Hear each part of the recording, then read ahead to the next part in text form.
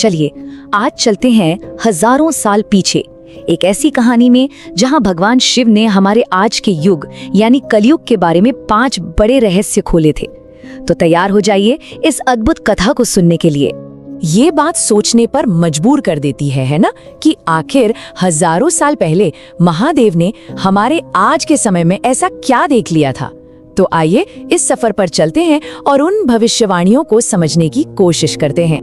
तो देखिए, कहानी की शुरुआत होती है एक बहुत ही खास मिशन से। भगवान शिव अपने सबसे भरोसेमंद साथियों नंदी और गणों को पृथ्वी पर भेजते हैं। काम बस एक था, जाओ और देखो कि दुनिया में क्या हो रहा है और आकर मुझे बताओ। और यहीं से उन रहस्यों पर से पर्दा उठना शुरू होता है जो आज हमारे चारों ओर हैं। तो उन्होंने जो पहली 2 बातें देखी वो सच में चौंकाने वाली थी। ये बातें थी शासन और धर्म के गिरते हुए स्तर के बारे में।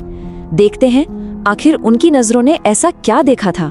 नंदी ने जो पहला नजारा देखा वो बड़ा ही अजीब था। सोचिए, एक ही सिंहासन है पर उस पर 2 राजा बैठे हैं और दोनों एक ही समय पर लोगों को आदेश दे रहे हैं। अब इससे तो हर तरफ भ्रम ही फैलेगा, टकराव होगा। भला इसका मतलब क्या हो सकता है? और देखिए महादेव ने इस पहेली को कैसे सुलझाया। उन्होंने समझाया कि कलयुग में सत्ता ऐसे लोगों के हाथ में होगी जो सिर्फ अपने मतलब के लिए जनता को भटकाएंगे। मतलब उनकी कथनी और करनी में जमीन आसमान का फर्क होगा। अच्छा, अब इसके बाद एक गण ने अपना अनुभव बताया। उन्होंने एक ऐसे आदमी को देखा जो बातें तो बड़ी बड़ी कर रहा था, ज्ञान की, धर्म की, लेकिन असल में उसके जो काम थे वो पूरी तरह से अधर्म से भरे हुए थे।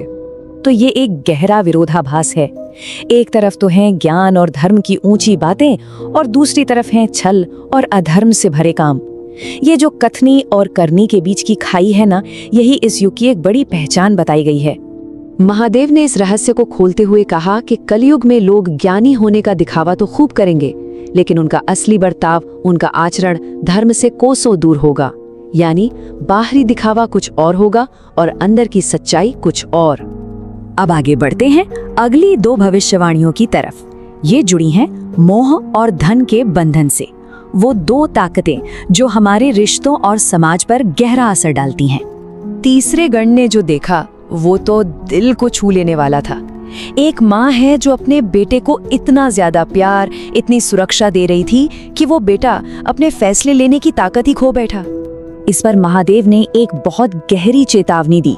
उन्होंने कहा कि कलयुग में लगाव इतना ज्यादा बढ़ जाएगा कि प्यार, जो एक इतनी खूबसूरत चीज है, वो ही एक बंधन की तरह बन जाएगा और ये जरूरत से ज्यादा मोह इंसान के विकास को ही रोक देगा। चौथा नजारा तो समाज की एक ऐसी तस्वीर थी जो बहुत बेचैन कर देती है। लोग पैसे और ऐशो आराम में ऐसे डूबे हुए थे कि उनके ठीक बगल में एक भूखा, दुखी इंसान तड़प रहा था, पर किसी को कोई फर्क ही नहीं पड़ रहा था।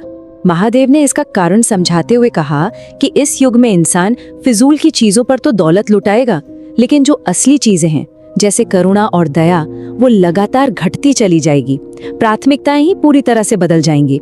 और अब हम आते हैं सबसे आखिरी और शायद सबसे जरूरी भविष्यवाणी पर। ये वो बात है जो सिर्फ अंधेरा नहीं दिखाती, बल्कि उससे निकलने का एक रास्ता भी दिखाती है। आखिर में नंदी ने अपना सबसे डरावना अनुभव साझा किया। कल्पना कीजिए, एक बहुत बड़ी चट्टान है जो पहाड़ से नीचे की तरफ लुढ़क रही है और रास्ते में जो भी आ रहा है उसे रौंदती हुई सब कुछ तबाह कर रही है। ये तो साक्षात विनाश का प्रतीक था। लेकिन तभी एक चमत्कार हुआ। वो विशाल विनाशकारी चट्टान एक छोटे से, बहुत ही नाजुक से पौधे के सामने आकर ठहर गई। सोचिए, इतनी बड़ी तबाही की ताकत एक मामूली सी चीज के आगे बेबस हो गई। और यहीं पर महादेव ने सबसे बड़ा सत्य बताया।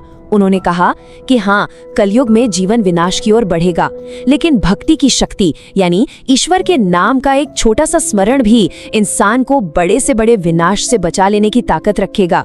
तो ये प्राचीन कहानी हमें एक बहुत गहरे सवाल के साथ छोड़ जाती है कि महादेव के ये हजारों साल पुराने शब्द आज हमारे आसपास की दुनिया में कितने सच लगते हैं। ये एक ऐसा सवाल है जिस पर हम सबको सोचने की जरूरत है।